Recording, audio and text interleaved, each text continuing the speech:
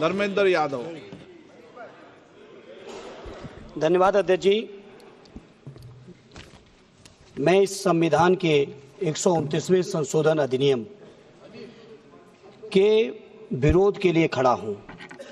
अध्यक्ष जी, मैं समझ नहीं पा रहा हूं, अभी 2 दिन पहले संविधान को बचाने की, संविधान की गौरवशाली परंपराएं की कस्में खाने में कोई कमी नहीं रखी।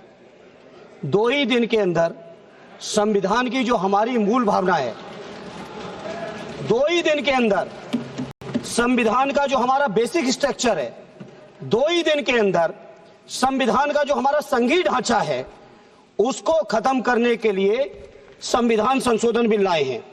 मैं मनीष तिवारी जी से सहमत हूं और अपनी पार्टी और अपने नेता आदरणीय अखिलेश यादव जी की ओर से कहना चाहता हूं, ये बिल पूरे देश के जो अलग अलग भेष, भाषाएं, संस्कृति, क्षेत्र की जो मान्यताएं हैं, जो हमारे संविधान निर्माताओं ने बहुत सोच विचार के मंथन अध्ययन करके ये संघीय ढांचा तैयार किया था, राज्यों का गठन भी किया था, संस्कृति के हिसाब से, क्षेत्र के हिसाब से, भाषा के हिसाब से, परिस्थितियों और समय के हिसाब से। मैं नहीं समझता अध्यक्ष जी, मुझे कहने में कोई संकोच नहीं, उस समय के हमारे संविधान निर्माताओं से विद्वान, बाबा साहब भीमराव अंबेडकर से ज्यादा विद्वान इस सदन में अभी कोई नहीं बैठा, मुझे कहने में संकोच नहीं है। और ये संविधान की मूल भावना को खत्म करके कैसे तानाशाही के रास्ते निकाले जाएं, इसके अलावा कोई काम ही नहीं बचा है। आखिर ये मनीष तिवारी जी ने कहा, कहीं एक विधानसभा के चुनाव अगर कोई अविश्वास आता है, अगर बहुमत नहीं मिलता है, तो क्या पूरे देश का चुनाव कराओगे? पूरे देश का चुनाव कराओगे? और ये लोग एक देश, एक संविधान, एक चुनाव की बात करते हैं। जो लोग 8 विधानसभाएं भी एक साथ नहीं करा पाते हो, मौसम देख के तारीखें बदलते हो, वो लोग बात करते हैं एक देश एक चुनाव की।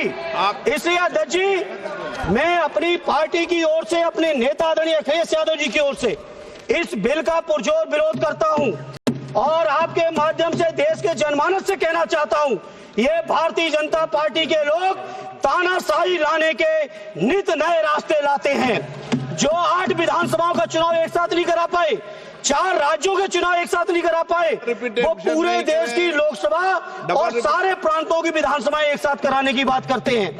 मैं पूछना चाहता हूं सरकार से, अगर एक प्रांत के अंदर सरकार गिरती है तो क्या पूरे देश की लोकसभा के चुनाव कराओगे?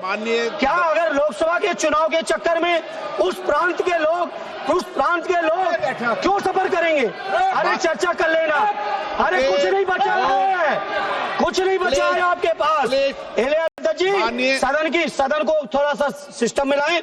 अध्यक्ष जी, आपसे अनुरोध है, आपके माध्यम से सरकार से अनुरोध है, जनता ने बड़ी उम्मीदों के साथ हम सबको भेजा है और हम सब लोगों की जिम्मेदारी है, ये संविधान विरोधी, संघीय ढांचे विरोधी, बेसिक स्ट्रक्चर विरोधी, कई केसों की चर्चा की मनीष तिवारी जी ने, मैं उनके साथ जोड़ते हुए माननीय सर्वोच्च न्यायालय की भावनाओं के विरोधी, गरीब विरोधी, दलित विरोधी, पिछड़ा विरोधी, मुसलमान विरोधी, इस नियत को वापस लो, ये अध्यक्ष जी आपके माध्यम से मेरी आपसे प्रार्थना है। बहुत बहुत धन्यवाद।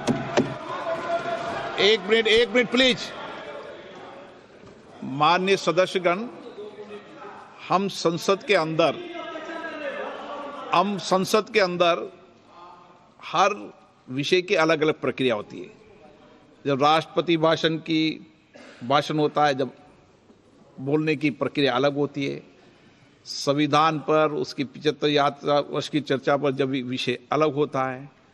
आप जिस बिल का विधेयक पर विरोध कर रहे हैं, वो नियम 72 के तहत विरोध कर रहे हैं। तो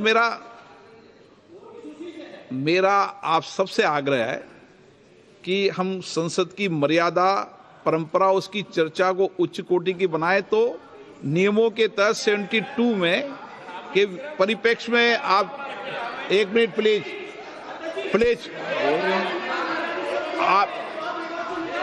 आप प्लीज, एक मेरा ये आग्रह है, ऐसे नहीं बोलते बीच में, प्लीज बैठिए, ऐसे बीच में नहीं बोलते हैं। मैंने इसलिए आपसे कहा कि मैंने किसी को नहीं कहा कि मर्यादा बोली, मैंने कहा नियम 72 के तहत आप उस परिप्रेक्ष्य के अंदर बिल का विरोध करने का आपका अधिकार है, वह भी विधेयक की विधायी क्षमता, लेजिस्लेटिव कॉम्पिटेंस के विषय पर। लेकिन विषय गंभीर है, इसलिए मैं सभी मान्य सदस्यों आगे बोल रहा हूं, उस परिप्रेक्ष्य के अंदर वो अपनी बात को कहें।